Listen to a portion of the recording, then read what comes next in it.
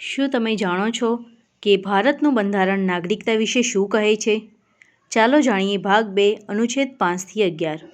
અનુચ્છેદ 5 બંધારણના અમલ સમયે જે ભારતમાં જન્મ્યા હોય તેમને નાગરિકતા મળી.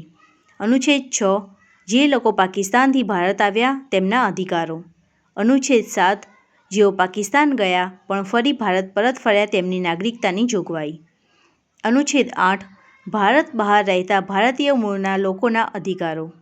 અનુચ્છેદ 9 ખાસ મુદ્દો છે. જો તમે સ્વેચ્છાએ બીજા દેશની નાગરિકતા સ્વીકારો તો ભારતની નાગરિકતા આપોઆપ રદ થઈ જશે.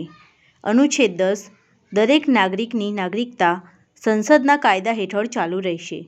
અને છેલ્લે અનુચ્છેદ 11 જે સંસદને નાગરિકતા અંગે કાયદા બનાવવાની સત્તા આપે છે. આ જ સત્તા હેઠળ નાગરિકતા અધિનિયમ 1955 બનાવવામાં આવ્યો છે. બંધારણની આવી જ રસપ્રદ માહિતી માટે અત્યારે જ સબસ્ક્રાઇબ કરો.